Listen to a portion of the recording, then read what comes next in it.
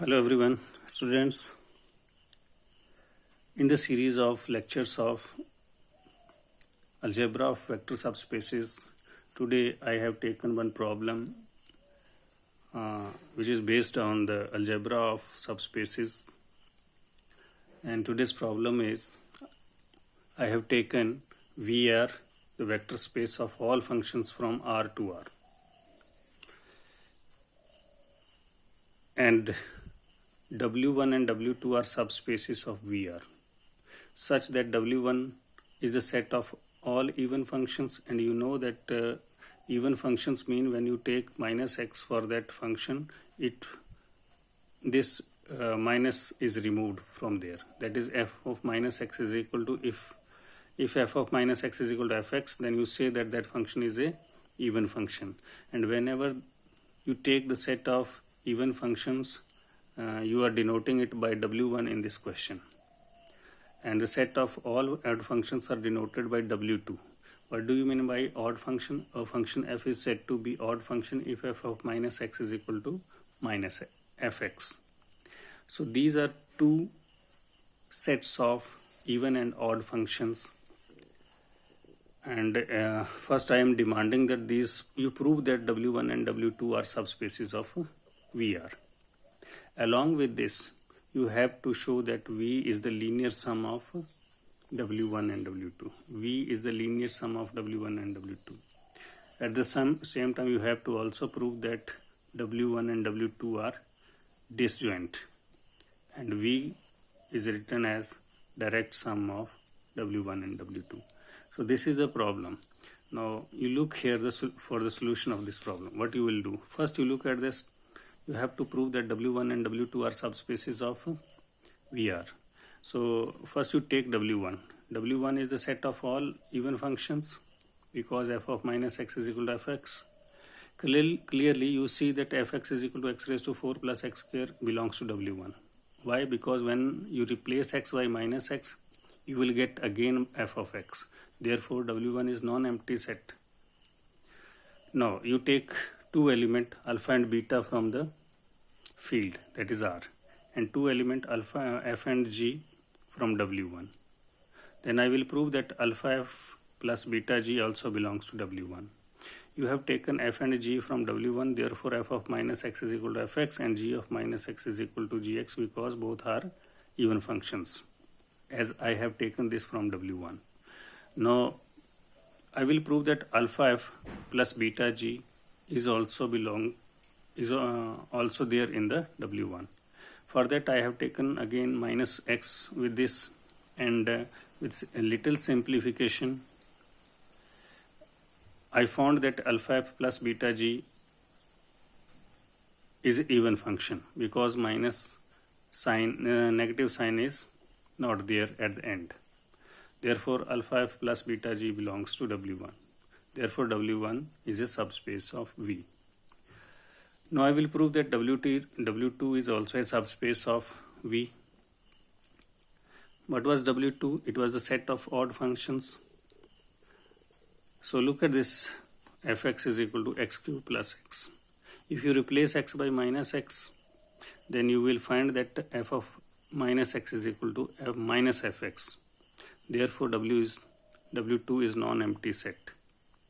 To prove that W2 is a vector subspace of Vx, you take again two elements from R, that is alpha and beta, and two elements from W2, f and g.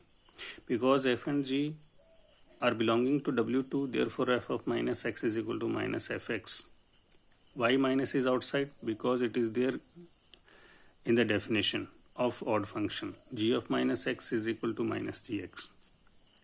Now you can make the linear combination of these two elements, alpha f plus beta g, and operate it on minus x. When you simplify this expression, you will get minus outside. Therefore it is nothing but minus alpha x plus beta gx into x. Therefore alpha f plus beta g belongs to W. Implies W2 is a subspace of V. So till now I have proved that W1 and W2, which were set of even and odd functions, are subspaces of V. Now I will prove that V is linear sum of W1 and W2. For that I will take one element from V, and I will show that it can be written as, this f can be written as sum of two functions, one from W1 and one from W2. Now look at this expression. This fx can be written like this one. Observe this. Because half of x plus half of x gives you fx, and another half minus x and minus half x, another minus half f of minus x will cancel out. Therefore you are remained only with fx. For the first expression, that is half fx plus half f of minus x, you denote it by capital Fx, and for the second expression you denote it by capital Gx, and observe that this fx and gx are set of even and odd functions respectively.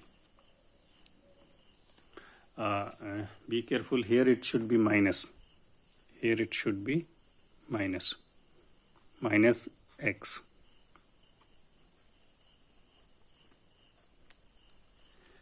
Therefore this capital small fx is written as sum of capital Fx plus capital Gx, and this capital Fx is a even function, capital Gx is a odd function.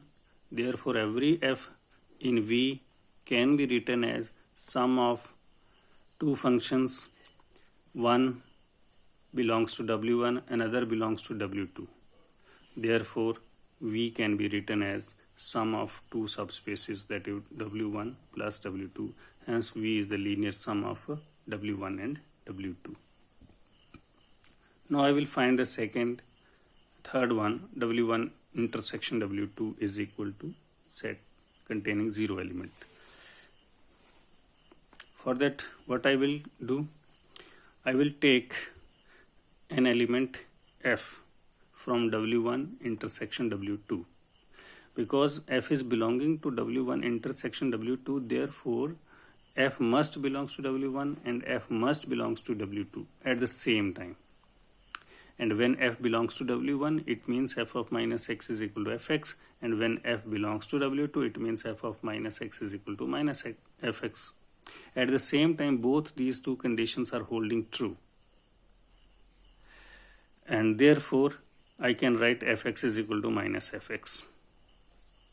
Just you are replacing here f of minus x by fx in this expression, and when these two things are taken on one side, you will get fx equal to 0, implies fx is equal to 0. And what was fx? It was an element in W1 intersection W2. When f is 0, it means 0 belongs to W1 intersection W2. Therefore W1 intersection is equal to 0. And this was what you have to prove. Here look at this one. Now last one. You have to show that capital V is the direct sum of W1 and W2. In second and third part, I have proved that this capital V is the linear sum of W1 and W2.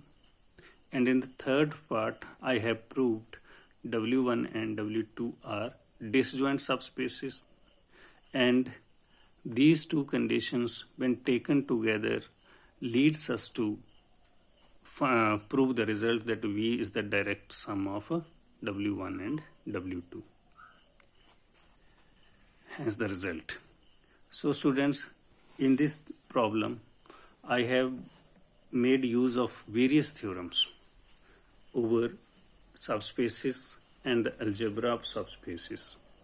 If you have not seen the lectures delivered earlier based on subspaces and algebra of subspaces, I suggest you please kindly go through these lectures and notes so that you understand the solution of problems in this lecture and in the incoming lectures.